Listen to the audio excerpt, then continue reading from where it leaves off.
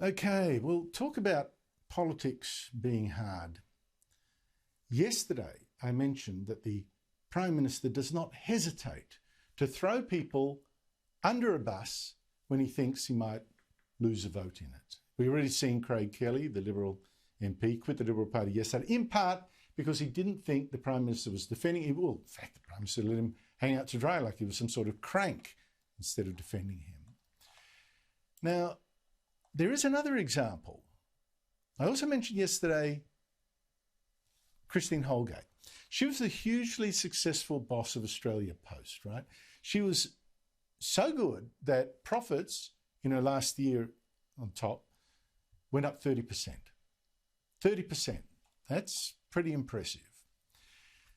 And I think we've got better service with it. In fact, one reason she kept so many of our post offices open and doing good business was that a team of her executives persuaded banks to hand over $220 million to fund banking services in licensed post office. Now that is a huge deal. $220 million.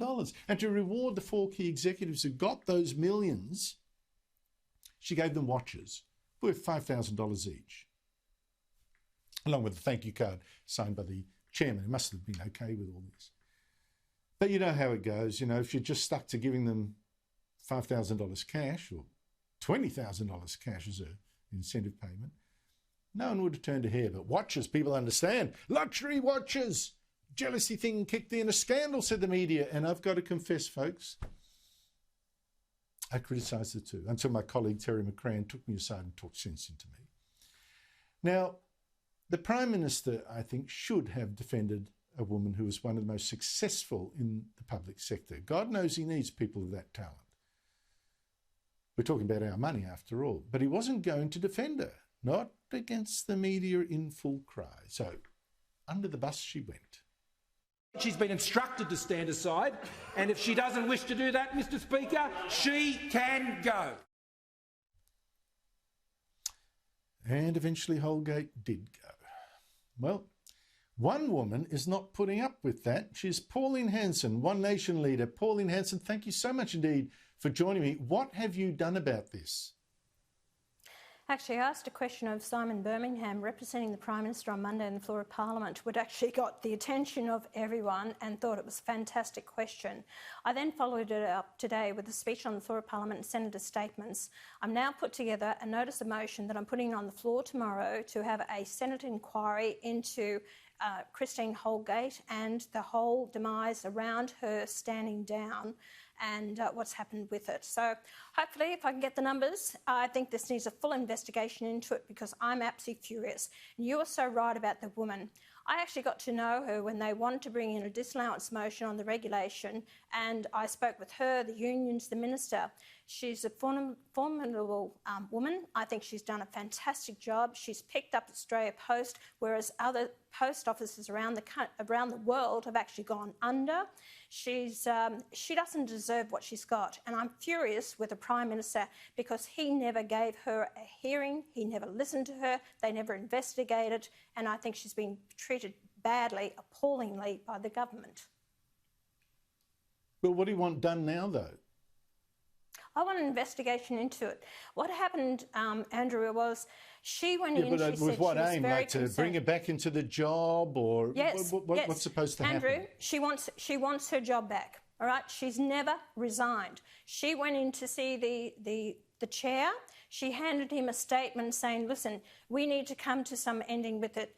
After 10 days, it really affected her health. She was mainly concerned about the workers, the post offices and the people of Australia, the 80,000 employees of that organisation. She was more concerned about them, not about the finances. When she took on this job, she got less money paid to her than what she had in previous positions that she'd held. Also, the fact is, for her, who I went after on $5.6 million, Christine never got anywhere near that. And they actually didn't jump up and down about that. It was my complaining about that. That's why he lost his job over it, or he resigned, I should say. The fact is that she has never officially resigned. They said she has, she hasn't. She put in a statement trying to come to some agreement. She said, "This is my statement. I will give it to the media at 2 o'clock today." What happened was the chair released that to the media at 1:30, saying that she's offered her resignation. Christine's lawyers have gone to the board and said, we want the documentation. They have not presented anything. She said, at the time, she said, I'll take a couple of weeks leave and then, so the investigation can go ahead. She said nothing since, she's not got paid. What they're trying to do is railroad her. They want her to do an amendment to her contract. The amendment states, you will not get paid. You will not be able to get employed for 12 months. You will never be able to speak about this again. They want to shut her down completely. And she's never gone to the media. She's never asked for money. She doesn't want to pay out.